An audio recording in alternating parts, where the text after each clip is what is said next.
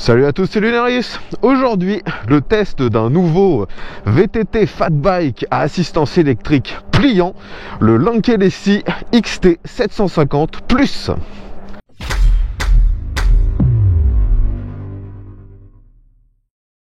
Les amis, aujourd'hui, de nouveau, le test d'un vélo à assistance électrique. Aujourd'hui, contrairement aux précédents vélos à assistance électrique que j'ai pu tester, on est sur un modèle qui semble réellement conçu pour faire du tout-terrain. Là, on est donc toujours sur un fat bike. Je rappelle que les fat bikes, ce sont des vélos avec des gros pneus. Là, donc, c'est des pneus en 26 pouces et 4 pouces de large, soit la même taille que sur le Tankroll que j'ai pu tester il y a maintenant quelques mois. C'est une taille assez standard, il faut le dire, dans ce format de vélo.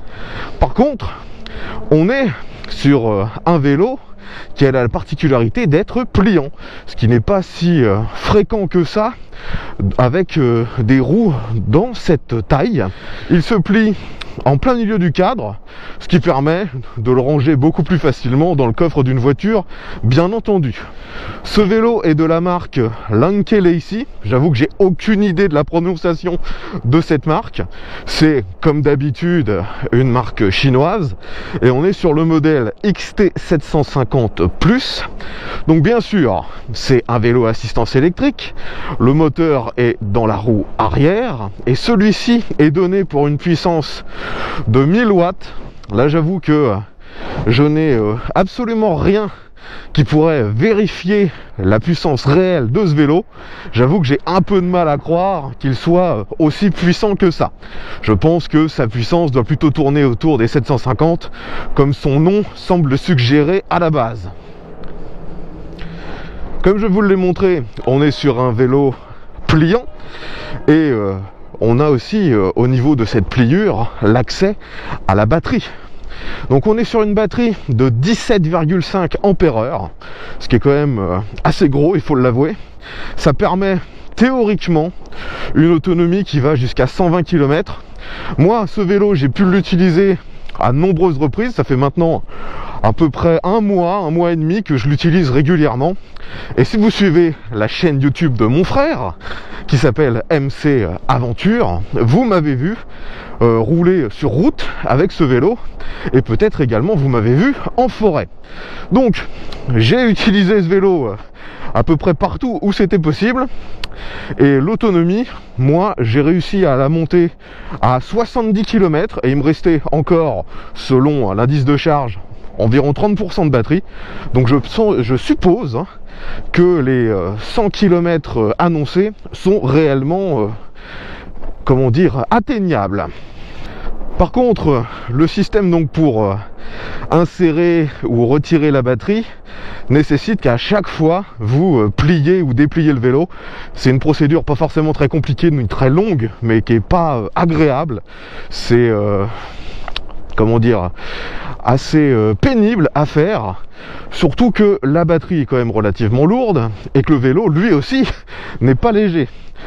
Sur la fiche technique, le constructeur annonce un poids aux alentours des 30 kg. J'avoue que je n'ai pas réussi à trouver si c'était avec ou sans la batterie, qui elle pèse 4 ou 5 kg. Bon, pour l'instant, je refais le même tracé de test que lors du test du Eleglide Tankroll, qui était, je le rappelle, un vélo d'un gabarit similaire, électrique également. Et on va justement vérifier sur ce même tracé si on se retrouve avec les mêmes difficultés. Je m'engage actuellement dans une forte pente. Je suis avec le mode d'assistance électrique numéro 2, à savoir qu'il y en a 5, enfin même 6 si on compte que le mode 0 peut être considéré comme un mode d'assistance. Et là, vous voyez que il faut quand même mettre de la force. Je suis en mode 2. J'arrive à monter à 15 km/h, mais il faut que je mette bien de la force. Si je monte en mode 5, le mode le plus puissant, est-ce que je réussis à monter sans forcer ? Je force moins, mais c'est difficile pour moi de monter à plus de 15 km/h. Ce vélo est équipé d'un dérailleur Shimano Altus, ce qui est quand même assez bien. Et la particularité, c'est qu'à l'avant, on a 3 plateaux, ce qui prouve que ce vélo est quand même conçu pour faire un petit peu de tout terrain. Enfin, je m'arrête ici et on va faire un test que j'avais déjà fait avec le Tankroll, test de redémarrage en côte. Alors, à la caméra, pour vous, c'est pas forcément très visible, car les pentes sont complètement, on va dire, lissées par les caméras. Donc là, ce que je vais essayer, c'est de redémarrer juste avec l'accélérateur. Car oui, ce vélo est équipé d'un accélérateur. Par contre, il a un moyen d'activer qui est assez bizarre. Il faut redescendre en mode 0. Car si vous êtes sur les autres modes, il est impossible d'utiliser l'accélérateur. Donc, avec le Tankroll qui faisait 250 watts, ça n'arrivait pas à me faire repartir très difficilement dans cette situation. Voyons ce que ça raconte. Donc, mode 0, j'accélère avec le moteur et vous voyez donc ça part. Là, je suis toujours uniquement avec l'accélérateur et il a vraiment du mal. Donc, il faut impérativement que je pédale, sinon le vélo, il ne repart pas. Donc, je vais aussi changer le dérailleur, parce que là j'étais sur position qui me permettait d'aller le plus vite possible. Donc je descends, je me mets sur les plateaux qui vont me permettre de mouliner.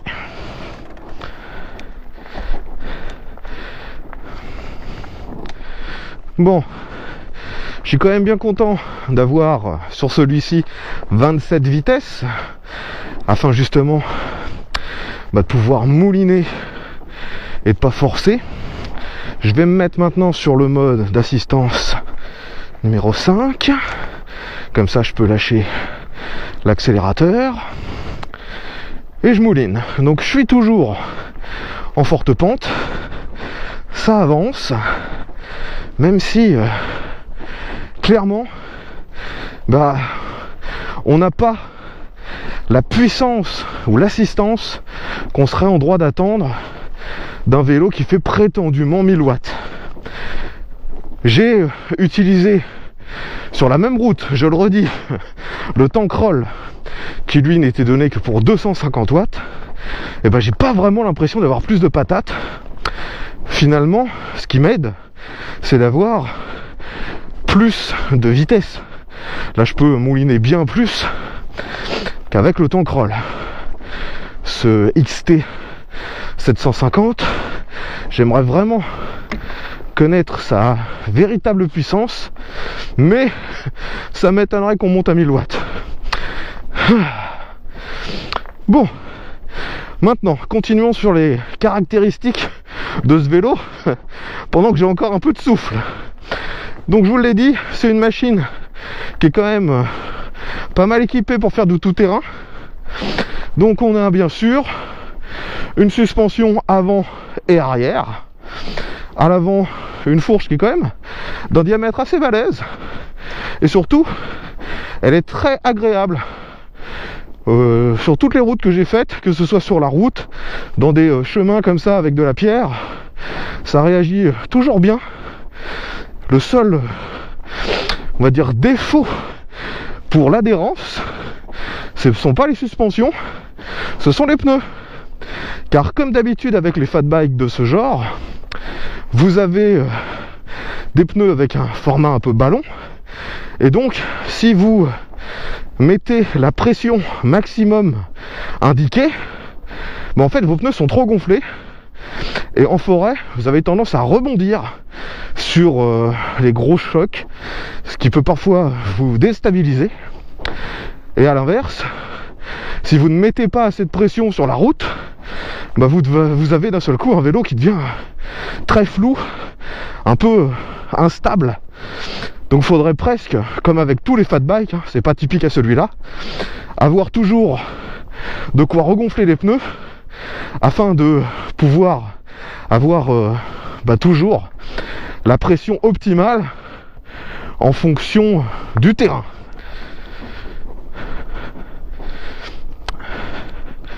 Clairement, quand on voit les publicités pour ce genre de vélo, on s'imagine qu'avec 1000 watts sur une montée comme ça, on va juste utiliser la gâchette et que ça va vous faire monter tout seul. Le vélo en est totalement incapable.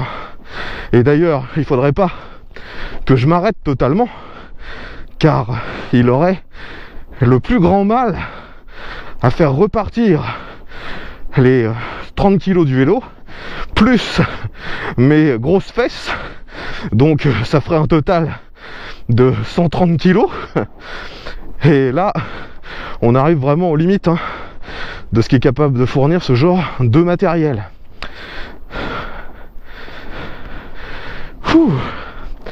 Bon, je m'en sors. J'ai réussi à gravir cette côte sans finalement trop de difficultés, vu que j'ai même pu continuer de vous parler. Donc, le moteur fonctionne bien. Hop. Et en plus, un paramètre dont je n'ai pas encore parlé, un défaut si je pourrais même dire, c'est que ce vélo, avec son cadre pliant, eh bien il est très très haut, ce cadre. Finalement, lorsque je m'arrête, je suis instantanément à 2 doigts de m'exploser les testicules sur le cadre, alors qu'en plus, actuellement, certains auront déjà remarqué que la fourche à l'avant n'est pas dans la position normale. En fait, quand je l'ai reçu, le vélo était dans la position actuelle, c'est-à-dire avec les têtes de fourche légèrement rabaissées. Ça permettait de gagner de la place sur le carton. Et après, donc j'ai voulu le mettre en position normale, avec les têtes de fourche au plus haut. Sauf que dans cette position, il était quasi impossible pour moi de toucher le pied à terre. Donc j'ai préféré le remettre en position stockage. Finalement, j'ai pas l'impression que ça change quoi que ce soit à l'utilisation, dans ses caractéristiques ni dans son comportement, mais ça me permet de pas être autant en difficulté lorsque je m'arrête. C'est un vélo qui est vraiment fait pour des gens d'une certaine taille. Moi je mesure 1m70, c'est vraiment limite.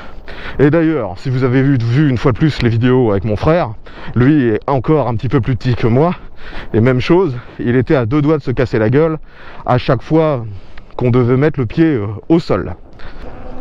Bon, au niveau de l'équipement, je ne vous ai pas encore parlé des freins. Donc on est bien sûr avec frein à disque avant-arrière, ce sont d'ailleurs les mêmes mécanismes devant et derrière. On est sur un frein à commande hydraulique, donc ça c'est plutôt pas mal, les sensations sont plutôt bonnes. Après par contre, j'avoue que le mordant n'est pas exceptionnel pour des freins à commande hydraulique. J'ai connu mieux, par exemple sur le Fido X que j'ai testé très récemment, mais ça reste quand même du matos plutôt efficace. Donc on est sur un compteur à cristaux liquides, un écran monochrome. Celui-ci est en position verticale, assez lisible, mais on n'a pas autant d'infos que ce qu'on aurait apprécié sur un vélo à ce prix-là. On a bien sûr de la vitesse, on a l'assistance qui est sélectionnée, on peut avoir le kilométrage du vélo, le trip partiel, vous pouvez savoir si vous avez allumé ou pas l'éclairage, mais on n'a pas, par exemple, la puissance instantanée, et ça je trouve que c'est bien dommage sur un vélo de ce genre. Les boutons permettant de naviguer dans le menu, eux, sont assez simples, il n'y en a que 3, et c'est d'ailleurs un point faible, car on aurait apprécié un bouton qui serait dédié à l'éclairage. Là, si vous ne connaissez pas la procédure pour allumer l'éclairage, eh bien, vous ne pouvez pas l'inventer.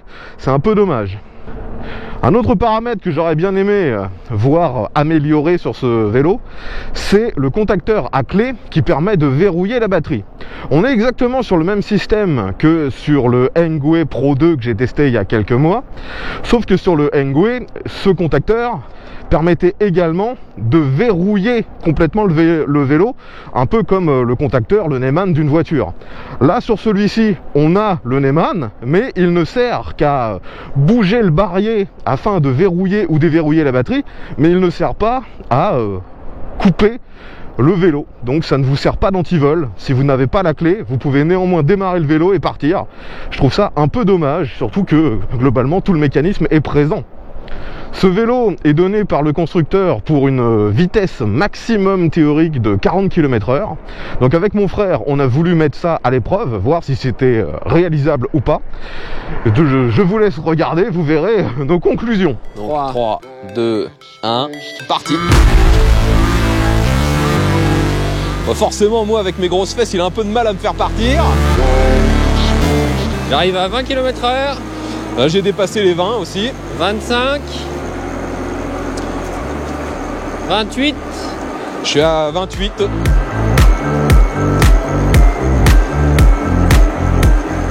30. On arrive à 30. 32, 33.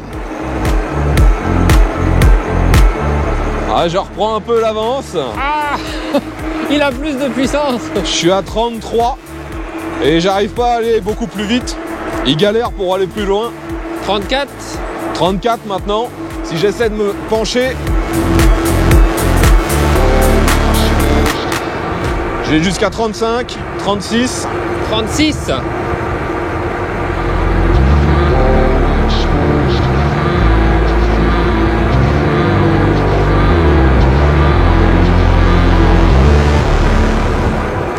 J'arrive à 37.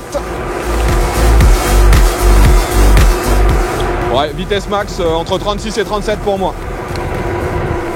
Donc je vous l'aurais compris, les 40 km/h annoncés sont atteignables, mais pour les atteindre, il vaut quand même mieux pédaler. Si vous espérez monter à 40 uniquement avec la force du moteur électrique, ça risque d'être un peu long.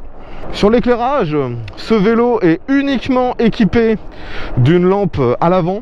Et ça, je trouve ça, une fois de plus, un peu dommage pour un matériel à ce prix-là. Vous n'avez à l'arrière qu'un petit catadioptre. Il n'y a pas d'éclairage du tout. Encore moins, bien sûr, de feu stop. Une bonne surprise sur ce vélo, par contre, c'est au niveau du confort. Ils ont mis une selle assez large, bien rembourrée, maintenu en plus sur un système avec des caoutchoucs, donc ça absorbe assez bien les vibrations, et finalement, même en roulant assez longtemps, eh bien on n'a que très rarement mal aux fesses. Ça c'est un bon point. Si vous voulez utiliser ce vélo au quotidien, vous voyez qu'à l'arrière il y a un porte-bagages. Alors libre à vous de l'enlever s'il ne vous sert à rien ou si vous trouvez ça inesthétique, mais le vélo est fourni avec, et vous pouvez bien sûr mettre un sac à dos ou n'importe quoi dessus. C'est assez efficace. Allez, pour finir avec les défauts de ce vélo, vous voyez qu'il est équipé d'origine d'un garde-boue avant et arrière, donc ça c'est bien. Mais malheureusement, je trouve que les deux garde-boue sont beaucoup trop courts. D'ailleurs, le pire, c'est à l'avant, vu que le garde-boue ne protège absolument pas l'amortisseur arrière des projections de boue. C'est un peu dommage. Un paramètre complètement subjectif que je n'avais pas abordé, c'est tout simplement le style de ce vélo.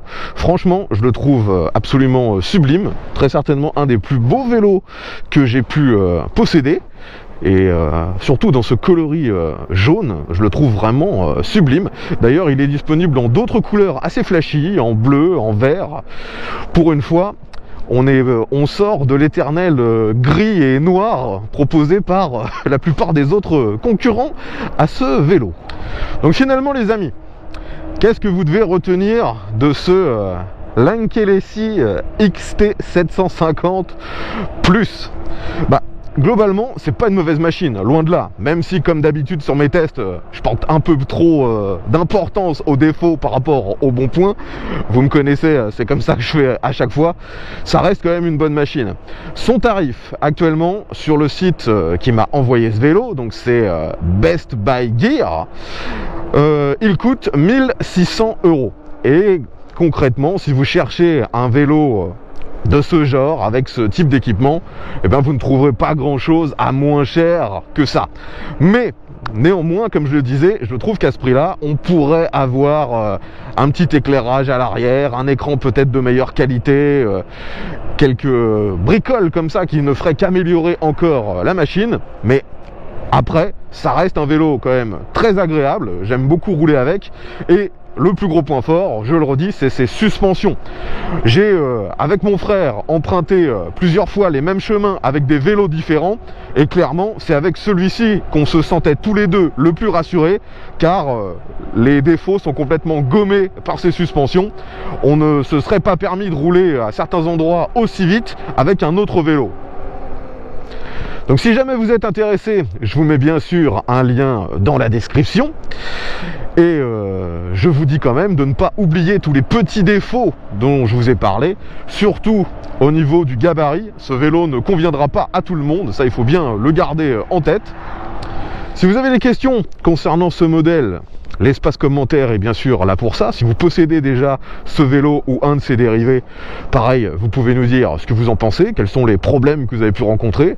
Ce sera intéressant d'avoir votre retour d'expérience. Si vous avez apprécié ce test, n'oubliez pas de mettre bien sûr un petit pouce vers le haut, de partager la vidéo sur les réseaux sociaux. Et si vous aimez ce contenu, je vous invite à vous abonner. Et aussi à aller voir ma playlist concernant les vélos, vu que j'ai déjà quand même testé pas mal de ce genre de machines maintenant, et qu'il y en a d'autres qui vont arriver très prochainement en test. Je vous dis à bientôt, et surtout, ve à tous!